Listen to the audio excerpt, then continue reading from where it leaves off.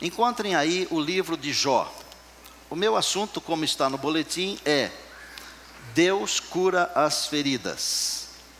Se você nunca foi ferido, se nunca alguém na sua família foi ferido, ou se você acha que nunca será ferido, pode ir embora.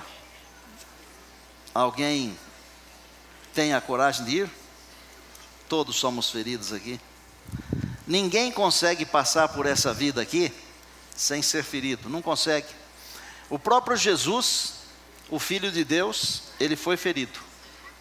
Todos os seres desse planeta aqui, todos, desde Adão e Eva, até o último a nascer nesse mundo aqui, todos carregamos as marcas das feridas da nossa vida. A grande bênção, amados, é que Deus cura as feridas, amém? Diga louvado seja Deus. E eu vou dizer uma coisa para você ficar aí assim, namorando essa frase, tá bom? Namore essa frase durante o sermão. Namorar também significa ficar perto. Não deixe essa frase ir embora. Se alguém tenta lhe fazer mal, pode ser um homem, uma mulher, um ser humano, pode ser também um anjo do mal. Se alguém tenta lhe fazer mal, saiba que Deus tem bênção dobrada para você. E eu vou comprovar tudo isso que eu estou falando aqui, na palavra. Porque aqui se prega o que mesmo? A palavra de Deus. Às vezes nós fazemos algumas perguntas para as quais nós mesmos não temos respostas. Exemplo de perguntas para as quais não temos respostas. Pode um Deus de amor e misericórdia permitir que pessoas boas sofram? Às vezes não entra na nossa cabeça, né? Como que um Deus de amor, de misericórdia, pode permitir que os justos passem por provações quase que inacabáveis? Existe alguma correlação entre sofrimento e justiça? Eu já falei aqui que esse mundo aqui é muito injusto, que a vida não é justa. Outra pergunta e última. Sempre o sofrimento está ligado a algum pecado da pessoa? Porque às vezes nós dizemos assim: você está sofrendo porque você está em pecado. Pegue o livro de Jó, por favor, eu vou ler um trecho aí do primeiro capítulo e depois eu vou ler um trecho do último capítulo, só isso. No capítulo 1, verso 1, um homem na terra de Uz, provavelmente na Mesopotâmia, ok? Porque os historiadores e comentaristas estudiosos dizem que pode ser em vários lugares, mas provavelmente Mesopotâmia. O seu nome era Jó. Aqui uma descrição de como era esse homem: íntegro, reto, temente a Deus, se desviava do mal. Teve 7 filhos, 2 filhas, 3 filhas, 7 filhos e 3 filhas. 7.000 ovelhas, 3.000 camelos, 500 juntas de bois, 500 jumentas. Muitas pessoas trabalhavam para ele era muito rico. Os seus filhos faziam banquetes. Decorridos os turnos dos banquetes, verso 5, ele oferecia sacrifícios pelos filhos. Verso 6, num dia em que os filhos de Deus vieram a sentar-se perante o Senhor, o Deus do universo, veio também Satanás entre eles, e 7, perguntou o Senhor a Satanás: de onde vens? Satanás respondeu ao Senhor: de rodear a terra e passear por ela. Perguntou o Senhor a Satanás: observaste o meu servo Jó? Porque ninguém há na terra semelhante a ele, homem íntegro, reto, temente a Deus e que se desvia do mal. Então respondeu Satanás: porventura Jó serve ao Senhor de balde? É sem razão que ele serve ao Senhor. Acaso não o cercaste com tudo de bom? A ele, a sua casa e a tudo quanto tem? A obra de suas mãos abençoaste? Seus bens se multiplicam, e assim por diante. E o Senhor falou para o Satanás: estende a tua mão sobre ele, toca-lhe em tudo quanto tem, e verás. Satanás disse para Deus: toca sobre ele, e verás se ele não blasfema contra a tua face, o teu nome. E o Senhor disse a Satanás: ele está nas tuas mãos. Satanás saiu da presença do Senhor. Com essa introdução, eu vou criar aqui uma estrutura para você entender. A Bíblia diz que ele era íntegro, reto, temente a Deus, se desviava do mal. No meu conceito, era um homem santo. E no seu? Porque Deus não fica elogiando ninguém. Quantos Deus elogiou em toda a Bíblia? Abraão, amigo de Deus. Davi, homem segundo o coração de Deus. O casamento, que deve ser venerado. Dá para escolher mais uns 4 ou 5, não enche os dedos das 2 mãos. Para os santos que irão para a eternidade, também Deus tem um elogio: servo bom e fiel. Não é a função, é o servo, é o trabalho. Jó, Deus elogiou: íntegro, reto, temente a Deus, se desvia do mal. Satanás foi para uma reunião, para entender. Dá para imaginar aqui, Deus tem um monte de mundos criados por aí que nós nem sabemos. Provavelmente em cada um desses mundos, Deus tem alguém que cuida para ele, administra para ele, como Adão era o responsável de administrar esse aqui. E Deus falou para ele assim: você vai ter domínio sobre os animais, sobre os peixes, sobre as aves, sobre as 3 dimensões do nosso planeta. Mas Adão perdeu o domínio, então provavelmente Satanás foi para essa reunião como representante do planeta. Tanto que quando Deus perguntou: de onde você vem? Ele falou assim: da terra, de rodear, de passear por ela. Viu lá que eu tenho um servo lá que me serve com integridade, com fidelidade, com tudo? Ele faz isso porque você dá tudo que ele precisa, tudo que ele quer e um pouco mais. É fácil servir a Deus quando tudo está bem.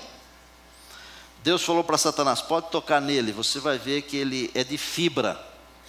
O restante do capítulo 1 diz o seguinte: que num dia aconteceram todas as tragédias possíveis.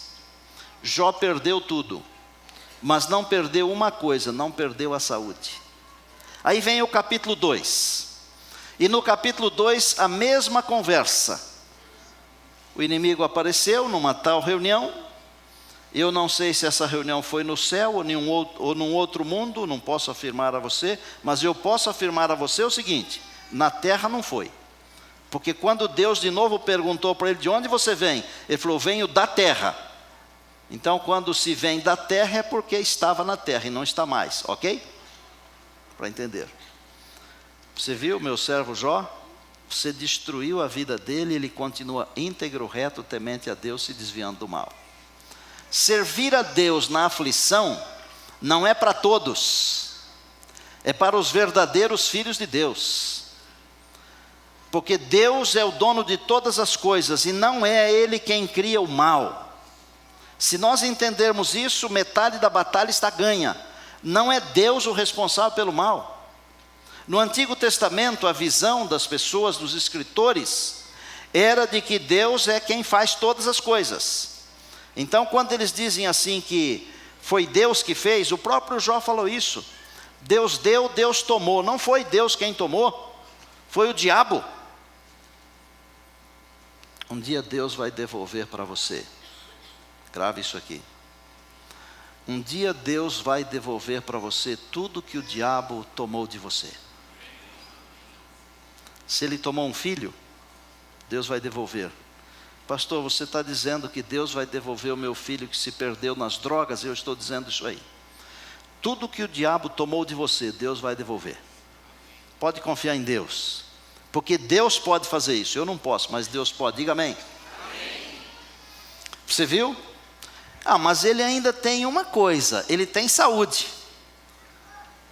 E se eu tirar a saúde dele, Deus, você vai ver que ele vai blasfemar. Porque o que uma pessoa tem, ela dá tudo por causa da sua saúde. E Deus falou assim: pode tocar na saúde dele também. Olha, pastor Braga, eu gostaria que Deus confiasse em mim o tanto que ele confiou no Jó. E você?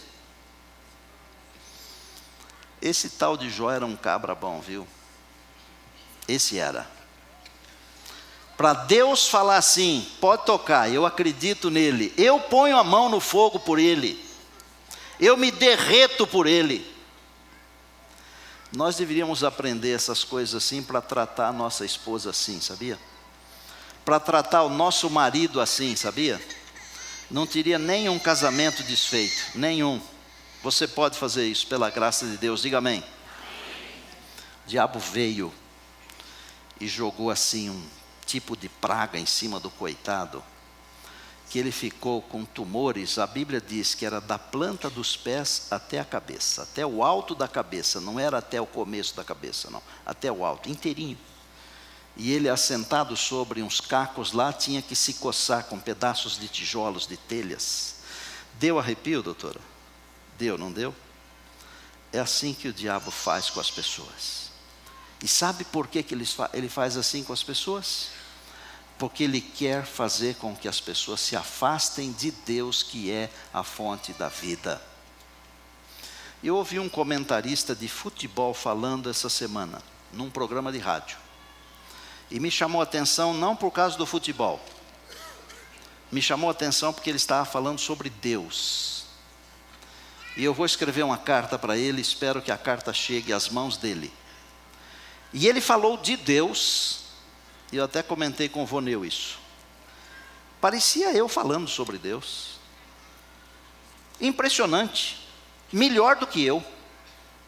E ele falou, num momento ele falou assim, quando a pessoa vira as costas para Deus, se afasta de Deus, ela vira as costas para a fonte da vida, ela vai na direção da morte.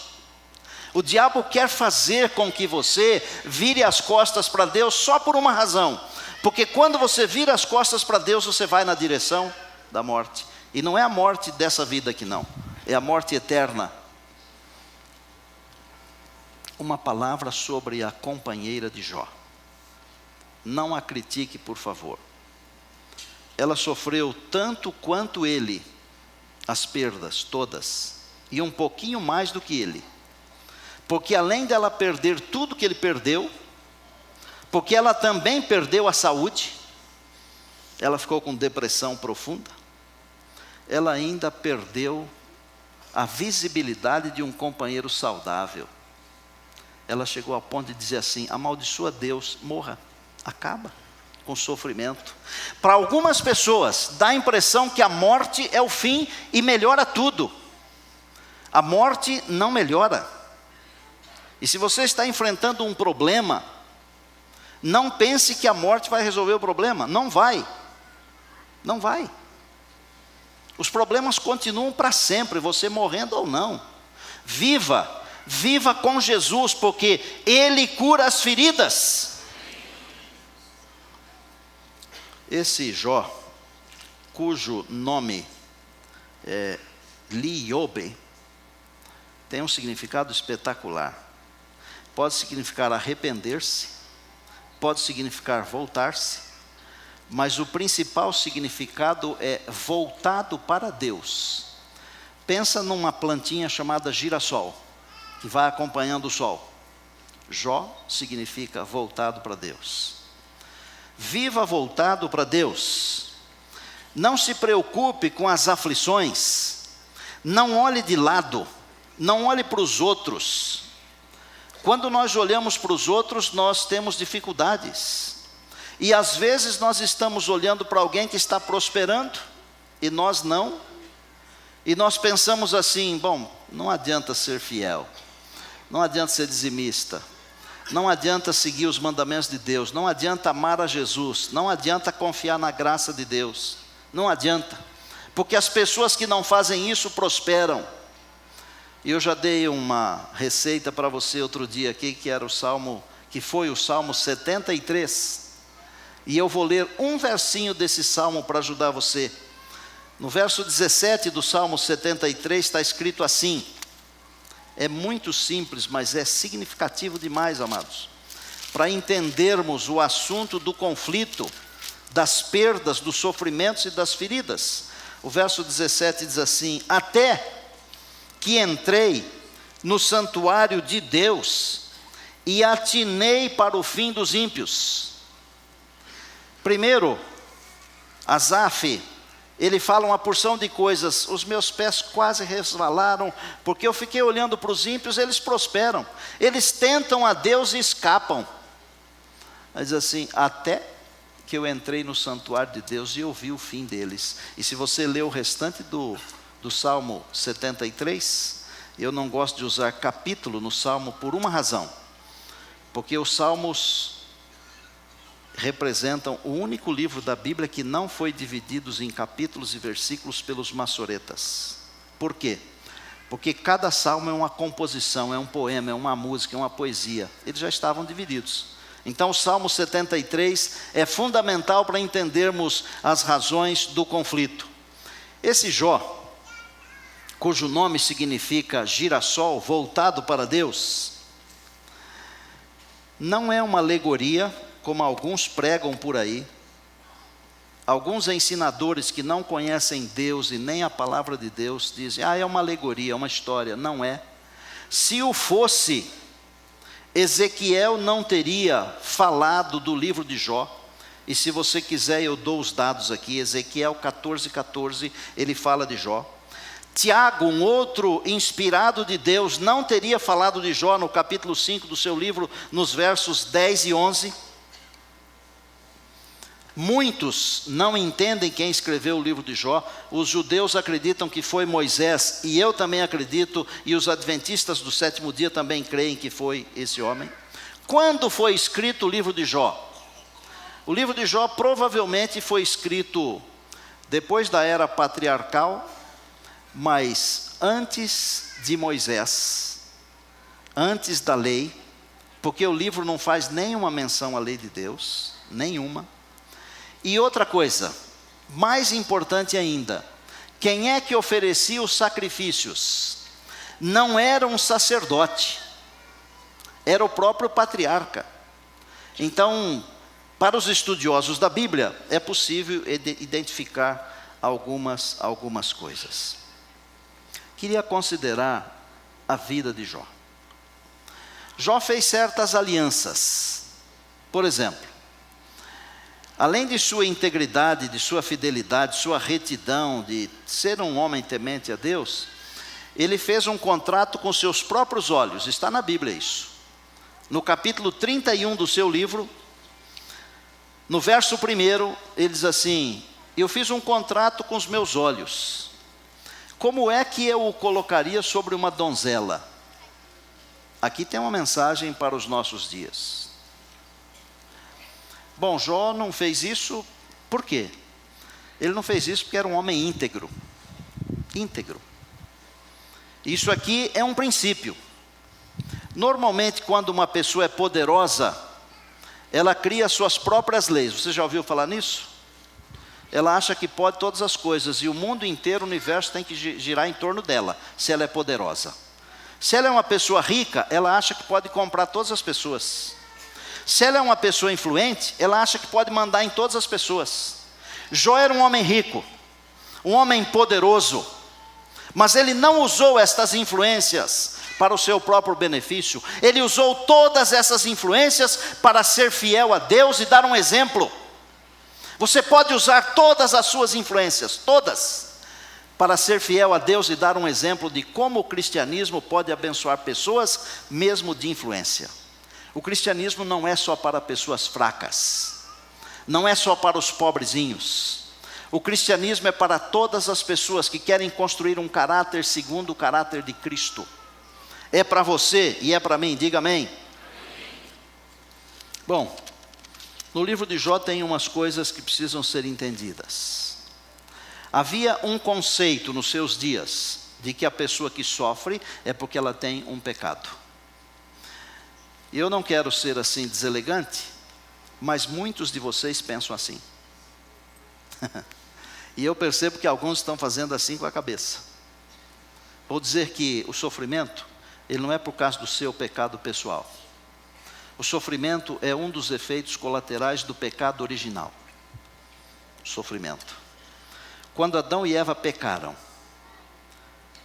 um efeito colateral tremendo veio para esse planeta e passou para toda a humanidade, passou para os animais, passou para a natureza, passou para todas as coisas. Pode ser que você esteja sofrendo e alguém esteja tentando dizer para você, você está sofrendo porque você é um pecador, o problema está com você. E de repente não está com você como não estava com Jó. Mas os amigos, e vejam que às vezes os amigos nos ajudam, mas de vez em quando eles nos atrapalham. Morre uma pessoa, aí você vai lá com toda a bondade do seu coração, abraça a pessoa e diz assim, foi Deus quem quis assim. Não foi. Você não conhece Deus, não fale isso. Não foi Deus quem quis assim, foi o capeta quem quis assim. Porque não foi Deus quem inventou a morte. Não foi Deus.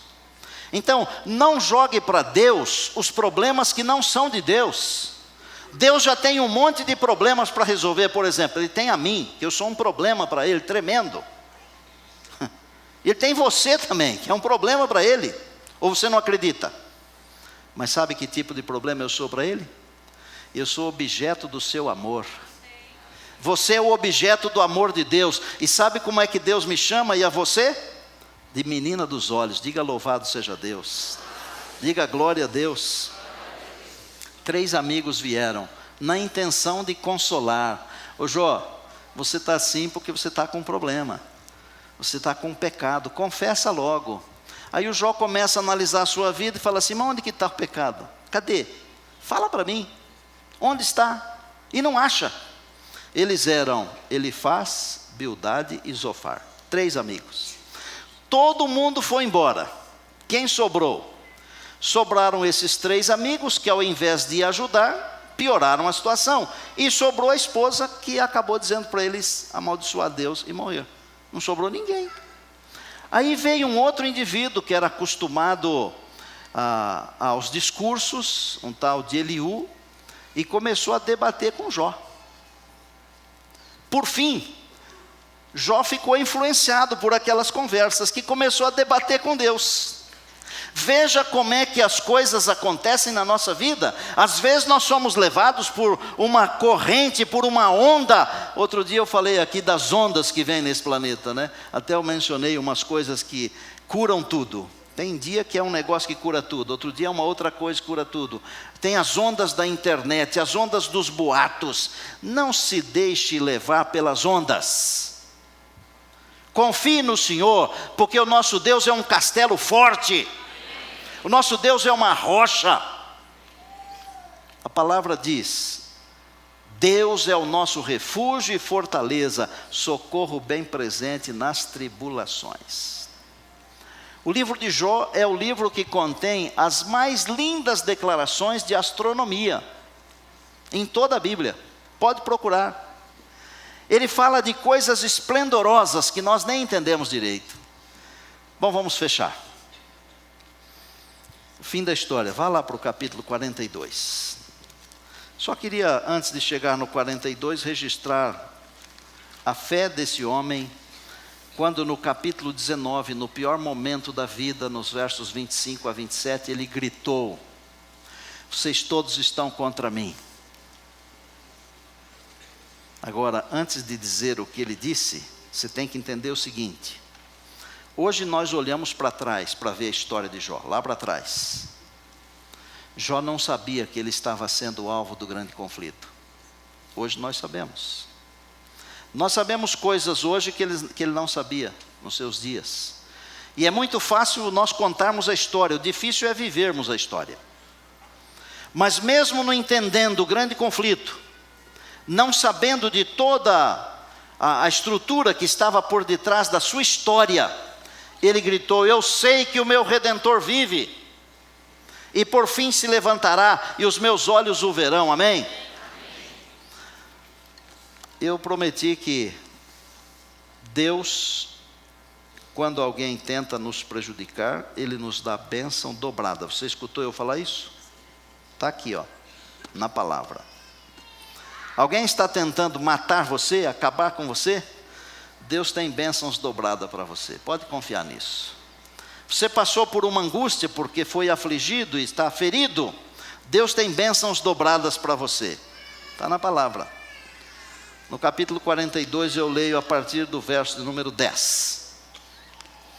Mudou o Senhor a sorte de Jó, quando este orava pelos seus amigos. Fica aqui. Mudou o Senhor a sorte de Jó, quando este orava por seus amigos. Antes do verso 10, Deus conversou com aqueles amigos que foram lá discutir com o amigo Jó. E falou para eles o seguinte: vocês estão errados a respeito do meu caráter. Vão lá que Jó tem uma coisa para ensinar para vocês. Ele vai oferecer sacrifício por vocês. Ele vai orar por vocês. E eu vou perdoar vocês por causa da oração dele. Que tal? Mudou o Senhor a sorte de Jó enquanto ele orava pelos amigos. O que diz o resto do verso 10? E o Senhor deu-lhe o dobro de tudo quanto possuía antes. 11. Vieram a ele todos os seus irmãos. Por que vieram a ele? Porque tinham ido embora. Jó, de alguma maneira, é uma espécie de Cristo. Gravou? Todos foram embora. Mas no momento em que Deus o abençoou, voltaram todos. O que fizeram? Os irmãos, as irmãs, os que antes o conheceram, comeram com ele em sua casa, se condoeram dele, o consolaram de todo o mal, olha, que o Senhor lhe havia feito. É a visão do Antigo Testamento, ok? E cada um lhe deu dinheiro e um anel de ouro. Abençoou o último estado de Jó mais do que o primeiro. Lembram que eu li que ele teve 7.000 ovelhas? Aqui a Bíblia diz 14. Tinha 3.000 camelos, aqui a Bíblia diz 6.000. 500 juntas de bois, aqui a Bíblia diz 1.000. 500 jumentas, a Bíblia diz 1.000 jumentas. Também teve outros 7 filhos e 3 filhas. Aí dá até o nome das 3 meninas. E olha que coisa. 15. Em toda aquela terra não se acharam mulheres tão formosas como as filhas de Jó. Seu pai lhes deu herança entre seus irmãos. Como pode um indivíduo que teve, vou chamar de câncer, que teve tumores da planta dos pés até o alto da cabeça, com uma mulher que ficou com depressão profunda, que já não eram mais meninos de 18 anos, quando os hormônios estão pululando, como pode um homem desse, com uma mulher dessa, ter as 3 meninas, além dos filhos, que não fala sobre a beleza deles, as 3 meninas de todo o Oriente, mais lindas, as 3 mais lindas de todo o Oriente. Só quem pode fazer isso é alguém que pode dar bênção dobrada para quem é perseguido e provado. Só Deus pode fazer isso, amém? Eu quero confiar a você o meu coração agora. E pedir a você que confie nesse Deus, porque Ele tem bênçãos dobradas para você. Não se esqueça disso. As bênçãos de Deus, elas estão todas disponíveis para aqueles que confiam plenamente no Senhor. Tudo termina bem para quem confia plenamente no Senhor. Se alguma coisa ainda não está bem, é porque ainda não terminou.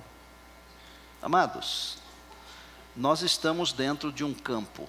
Eu não sei se é de futebol, se é de golfe, ou do que é, mas é um campo. Nós estamos produzindo um espetáculo. Deus é muito mais do que o nosso técnico. Ele é o nosso Salvador. Ele é aquele que joga conosco. E nesse campo de batalha, existem os perdedores e os vencedores. Sabe quem são os perdedores? São aqueles que deixam de confiar implicitamente em Deus. Não são os melhores, não são os mais bem preparados, não são os mais inteligentes, não são os que têm técnica, não são os que têm logística, não são. Os vencedores são aqueles que em todas as coisas confiam plenamente no Senhor Deus.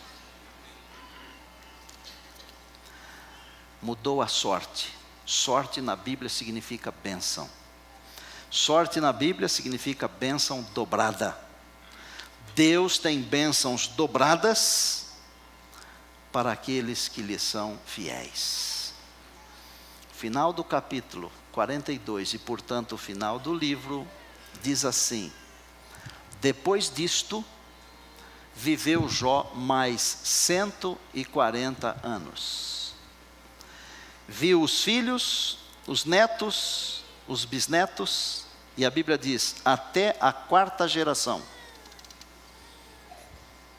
Alguém que estava completamente abandonado, mas que Deus o escolheu. Ele é de alguém e não está perdido, porque está no melhor lugar possível, a igreja.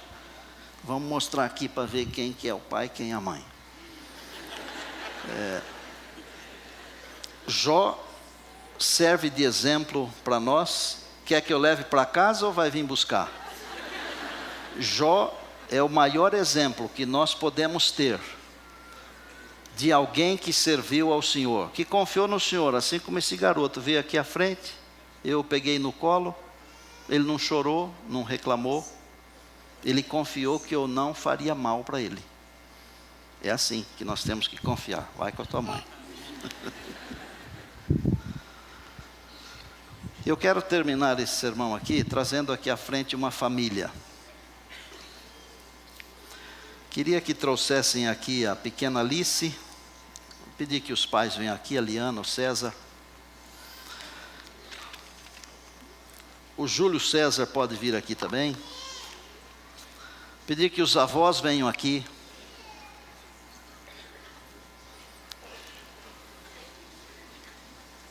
Bem-vindos.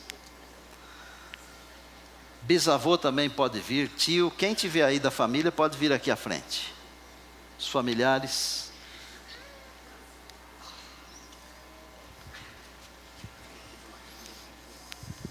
Beleza? Tudo bem, e você?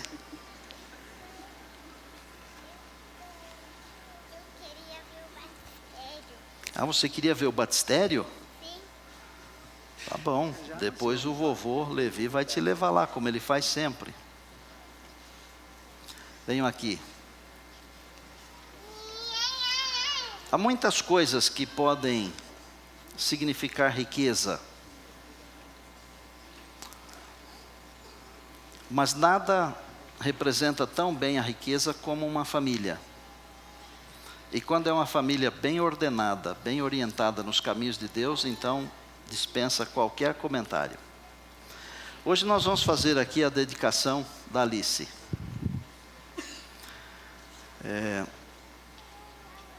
Nós planejamos esse momento aqui para esse encerramento de sermão por algumas razões. Mas a principal delas é dizer que as bênçãos de Deus, elas podem vir sobre cada um de nós, sobre a família que está aqui, que foi abençoada, sobre o coral que está ali, que vai cantar daqui a pouquinho, sobre mim, sobre você, sobre os que nos acompanham a cada sábado na internet. Deus tem bênçãos para vocês. Deus tem bênçãos para todos nós. Enquanto o maestro Silmar vai... Ah, não é o Silmar, é outro pianista, é uma menina. Você toca para a gente aí um pouquinho, nós vamos colar o pezinho da Alice aqui no certificado. Vou pedir que os meus companheiros de trabalho, pastor Mauro e pastor Mateus, venham aqui e me ajudem.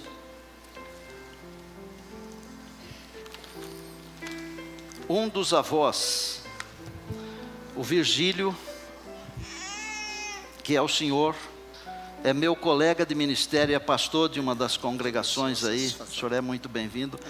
E nós temos uma lembrança para o senhor aí, que são alguns dos meus livros publicados. O senhor é muito bem-vindo aqui. Sinta-se à vontade, viu? Sua esposa, família.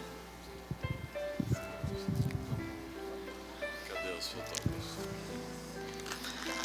Põe o pezinho primeiro, por favor.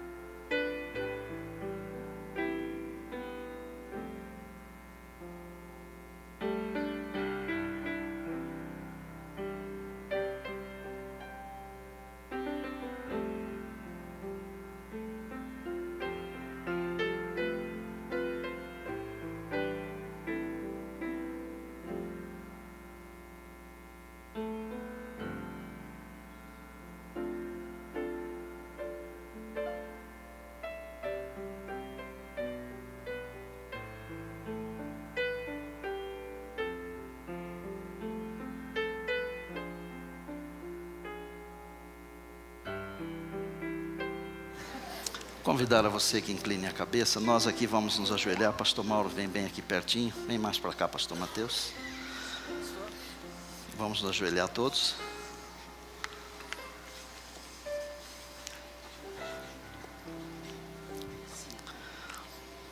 Senhor, agradecemos as bênçãos dobradas. Agradecemos as bênçãos para essa família. Nesta hora nós oferecemos a Alice ao Senhor. Que ela seja abençoada com uma porção dobrada, meu Deus. Que seja uma alegria para os pais, também uma bênção para a igreja. E sua vida seja um preito de gratidão ao nome do Senhor Jesus. Aqui nós somos uma só família agora. Nós te entregamos os nossos filhos. Que eles sejam como flores, como setas, como bênçãos em nossas mãos e mais do que em nossas mãos, em tuas mãos, para a tua glória. E que no céu nós tenhamos a alegria de conviver com as nossas crianças.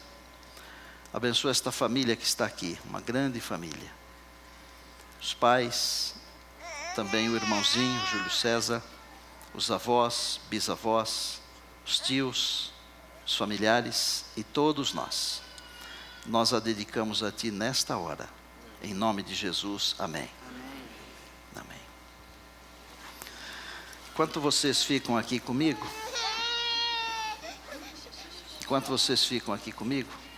nós vamos ter uma música linda que o coral vai cantar. E eu queria fazer um chamado para a minha igreja agora, enquanto isso. Deus tem bênçãos dobradas para você. Pode confiar nisso. Se em algum momento você se sentiu ferido e por alguma razão esta ferida ainda não está cicatrizada, vou falar de novo para ficar muito claro. Se em algum momento você se sentiu ferido e esta ferida ainda não está completamente cicatrizada, eu quero chamar você aqui à frente durante a música do coral. E nós vamos terminar o sermão com uma prece. Mas só venha se você foi ferido e a ferida ainda dói, não está completamente curada. Deus tem a cura para você hoje. E mais do que a cura, Deus tem uma bênção dobrada para você, porque está na palavra, e aquele que prometeu é fiel. Amém? Não tenha receio de vir, porque Deus tem bênçãos para você.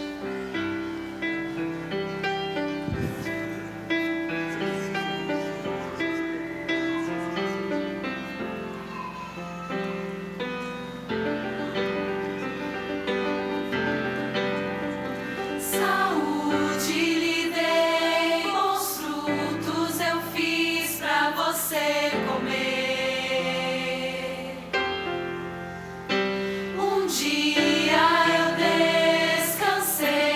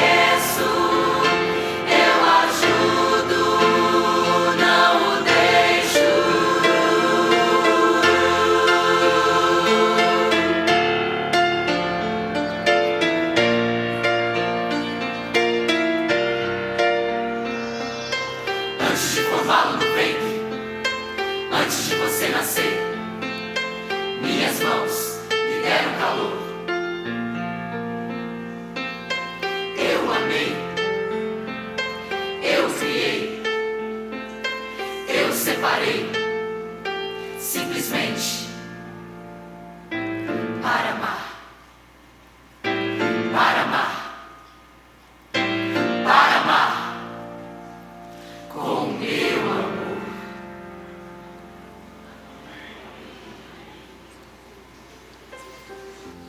Obrigado ao jovem coral. Quando Deus falou isso para Jeremias, está no capítulo 1 e no verso 5. Ele falou assim: antes que você fosse formado no ventre, eu te conheci. E antes que saísses da madre, antes do nascimento, eu te escolhi.